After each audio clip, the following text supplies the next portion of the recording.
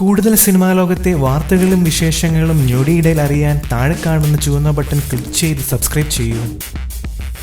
Cinema ലോകത്ത് തെറ്റിദ്ധാരണകളാണ് പലപ്പോഴും തീരാത്ത പ്രശ്നങ്ങൾ ഉണ്ടാക്കുന്നത്. താരങ്ങൾ തമ്മിൽ ഒരു കാരണങ്ങളുമില്ലാതെ വർഷങ്ങളോളം നീണ്ടു നിൽക്കുന്ന പ്രശ്നങ്ങൾക്ക് പലപ്പോഴും സിനിമയ്ക്കകത്തെ കുത്തിത്തിരിപ്പുകാരും മാധ്യമങ്ങളും തന്നെയാണ് കാരണം. അങ്ങനെ ഒരു കാലത്ത് മലയാള സിനിമയിൽ ഏറെ ചർച്ചയായ ശത്രുതയായിരുന്നു നെടുമുടി വേണുവും ജഗദീഷ് ശ്രീകുമാറും തമ്മിൽ. അല്പം ചൂടുപിടിച്ചെങ്കിലും കത്തി എരിയുന്നതിന് മുൻപേ അതണയ്ക്കാൻ രണ്ടുപേർക്കും സാധിച്ചു. നെടുമുടി വേണു ആദ്യമായും അവസാനമായും സംവിധാനം ചെയ്ത ചിത്രമാണ് പൂരം. 1989 റിലീസ് ചെയ്ത ചിത്രത്തിൽ മാധു, കൈതപ്രം, ഇന്നസെന്റ്, തിലകൻ, KPSC ലളിത, ജഗദീഷ്, മുരളി, സോമൻ ശ്രീനിവാസൻ അങ്ങനെ അന്നത്തെ വലിയ താരങ്ങളൊക്കെ കഥാപാത്രങ്ങളായി എത്തിയിരുന്നു. തന്റെ ആദ്യ സംവിധാന സംരംഭത്തിൽ നെടുമുടി ജഗതിക്ക് ഒരു വേഷം വെച്ചിരുന്നു. കഥ കേട്ട് ഇഷ്ടപ്പെട്ട ജഗതി അത് ചെയ്യാമെന്ന് ഏൽക്കുകയും ചെയ്തു. എന്നാൽ ഷൂട്ടിംഗ് തുടങ്ങാറായപ്പോൾ മറ്റു പല കാരണങ്ങളാലും ജഗതിക്ക് എത്തിച്ചേരാൻ കഴിഞ്ഞില്ല. 5 ദിവസം കഴിഞ്ഞു വരാമെന്ന് ചിത്രത്തിന്റെ നിർമ്മാതാവിനെ ജഗതി അറിയിച്ചു. 5 ദിവസം കഴിഞ്ഞിട്ടും ജഗതി എത്തിയില്ല. നിരവധി താരങ്ങൾ ഒരുമിച്ച് അഭിനയിക്കുന്നതിനാൽ ജഗതിയുടെ കഥാപാത്രത്തിന്റെ അസാന്നിധ്യം മറ്റു താരങ്ങളെയും ബാധിച്ചു. എല്ലാവരും തിരക്കുള്ള താരങ്ങളാണ്.